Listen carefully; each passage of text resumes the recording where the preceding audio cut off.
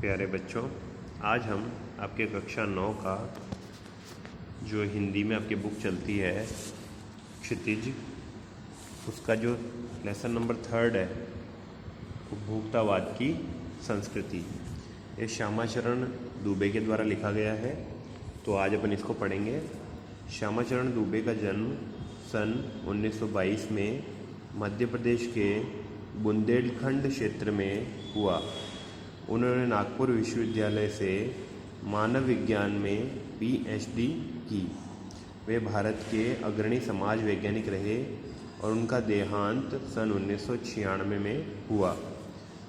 मानव और संस्कृति, परंपरा और इतिहास बोध, संस्कृति तथा शिक्षा, समाज और भविष्य, भारतीय ग्राम, संक्रमण की पीड़ा, विकास का समाजशास्त्र, समय और संस्कृति, हिंदी में उनकी प्रमुख पुस्तकें हैं। ये सब उनकी बुक्स के नाम हैं जो उन्होंने लिखी है।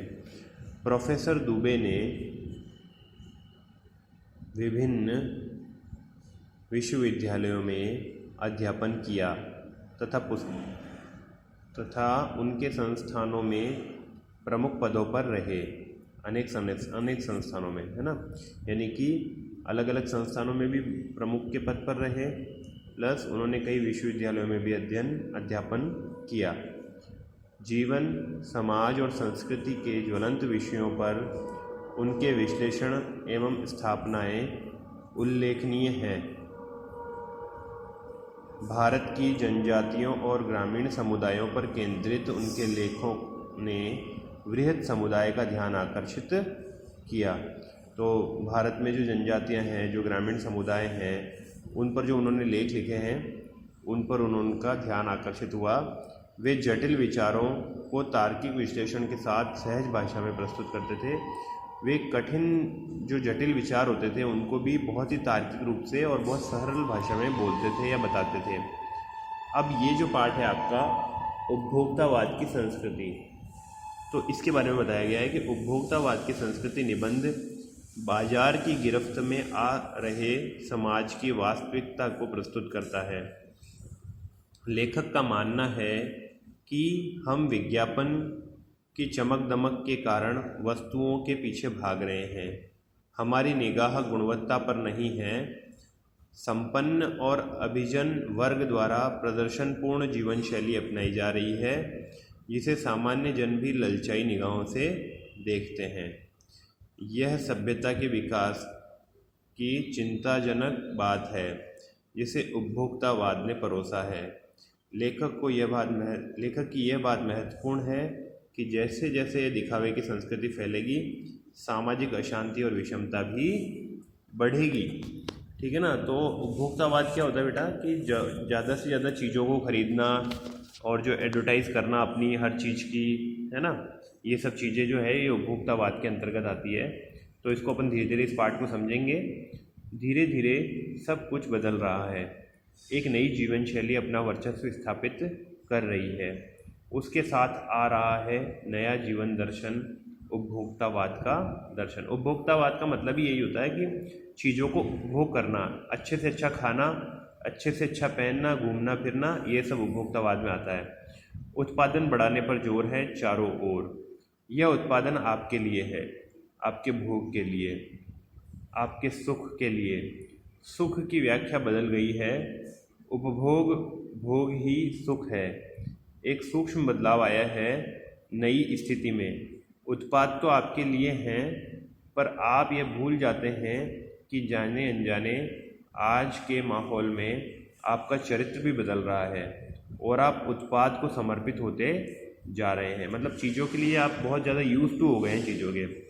अब कई तरह की उपभोग की चीज़ें आपके सामने हैं। आपका मोबाइल ही देख लीजिए सबसे पहले, इसके बिना आप रह ही नहीं सकते, है ना।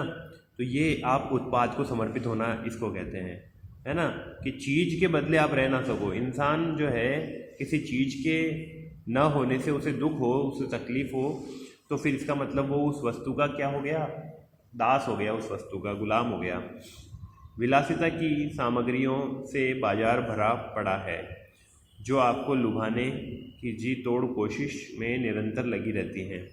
दैनिक जीवन में काम आने वाली वस्तुओं को ही लीजिए। टूथपेस्ट चाहिए, यह दांतों को मोती जैसा चमकीला बनाता है। यह मुंह की दुर्गंध हटाता है। यह मसूड़ों को मजबूत करता है और यह पूर्ण सुरक्षा देता है। वह सब करके जो 3-4 पेस्ट अलग अलग करते हैं, किसी पेस्ट का मैजिक फॉर्मूला है, कोई बबूल या नीम के गुणों से भरपूर है, कोई ऋषि मुनियों द्वारा स्वीकृत तथा मान्य वनस्पति और खनिज तत्वों के मिश्रण से बना है। जो चाहे चुन लीजिए। यदि पेस्ट अच्छा है तो ब्रश भी अच्छा होना चाहिए। आकार, रंग, बनावट, पहुंच और सफाई की क्षमता में अलग अलग, एक से बढ़कर एक। मुंह की दुर्गंध से बचने के लिए माउथ वॉश भी चाहिए। सूची और भी लंबी हो सकती है, पर इतनी चीज़ों का ही बिल काफ़ी बड़ा हो जाएगा, क्योंकि आप शायद बहुविज्ञापित और कीमती ब्रांड खरीदना ही पसंद करें। सौंदर्य प्रसाधन की भीड़ तो चमत्कृत कर देने वाली है।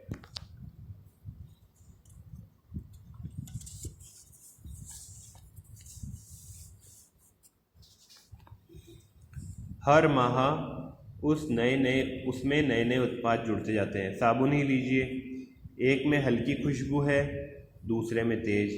एक दिन भर आपके शरीर को तरोताज़ा रखता है, दूसरा पसीना रोकता है, तीसरा जर्म्स से आपकी रक्षा करता है ना।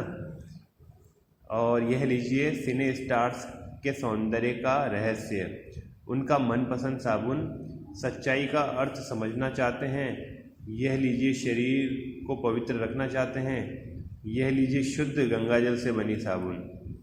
चमड़ी को नरम रखने के लिए यह लीजिए। महंगी है पर आपके सौंदर्य में निखार ला देगी। संभ्रांत महिलाओं के ड्रेसिंग टेबल पर 30 हज़ार की सौंदर्य सामग्री होना तो मामूली बात है। मतलब कि जो पैसे वाले लोग होते हैं उनके यहाँ पर तो ड्रेसिंग में हज़ारों रुपए का मतलब जो है ना मेकअप का सामान होता है। पेरिस से परफ्यूम मंगाइए, इतना ही और खर्च हो जाएगा। ये प्रतिष्ठा चिन्ह है, समाज में आपकी हैसियत जताते हैं। पुरुष भी इस दौड़ में पीछे नहीं है। पहले उनका काम साबुन और तेल से चल जाता था, आफ्टर शेव और कोलोन बाद में आए। अब तो इस सूची में 1-2 दर्जन चीज़ें और जुड़ गई हैं। छोड़िए इस सामग्री को, वस्तु और परिधान की दुनिया में आइए। जगह जगह बुटीक खुल गए हैं, नए नए डिजाइन के परिधान बाजार में आ गए हैं। ये ट्रेंडी हैं और महंगे भी। पिछले वर्ष के फैशन इस वर्ष। शर्म की बात है, घड़ी पहले समय दिखाती थी, उससे यदि यही काम लेना हो तो 400-500 में मिल जाएगी। हैसियत जताने के लिए आपको 50-60 हज़ार से 1.5 लाख की घड़ी भी ले सकते हैं। मतलब कि आज जो है ना लाखों रुपए की घड़ियाँ भी मिलती है, ठीक है ना। संगीत की समझ हो या नहीं, कीमती म्यूज़िक सिस्टम ज़रूरी है। कोई बात नहीं यदि आप उसे ठीक तरह चला भी ना सकें। कंप्यूटर काम के लिए तो खरीदे ही जाते हैं, महज दिखावे के लिए उन्हें खरीदने वालों की संख्या भी कम नहीं है। खाने के लिए 5 सितारा होटल है, वहाँ तो अब विवाह भी होने लगे हैं। बीमार पड़ने पर 5 सितारा अस्पतालों में आइए। सुख सुविधाओं और अच्छे इलाज के अतिरिक्त यह अनुभव काफ़ी समय तक चर्चा का विषय भी रहेगा। यानी इलाज के लिए भी बहुत महंगे महंगे अस्पताल होते हैं। पढ़ाई के लिए 5 सितारा पब्लिक स्कूल हैं। शीघ्र ही शायद कॉलेज और यूनिवर्सिटी भी बन जाएं। भारत में तो यह स्थिति अभी नहीं आई है, पर अमेरिका और यूरोप के कुछ देशों में आप मरने से पहले ही अपने अंतिम संस्कार और अनंत विश्राम का प्रबंध भी कर सकते हैं, एक कीमत पर। आपकी कब्र के आसपास सदा हरी घास होगी, मनचाहे फूल होंगे, चाहे तो आप वहाँ फव्वारे भी होंगे, मंद ध्वनि में निरंतर संगीत भी। कल भारत में भी संभव हो सकता है। अमेरिका में आज जो हो रहा है वह भारत में भी आ सकता है।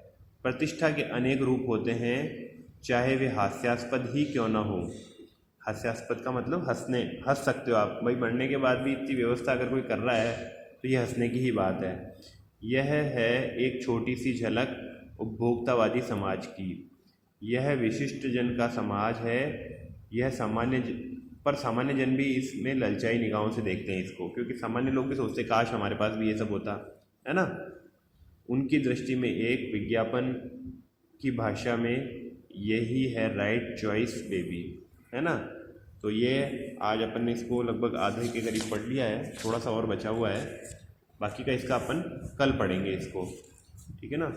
तो इस लेसन का जो मूल भाव है वो आपको समझ में आ रहा होगा बच्चों, कि उपभोक्तावाद जिस तरह से बढ़ रहा है उस पर लेखक ने व्यंग कसा है।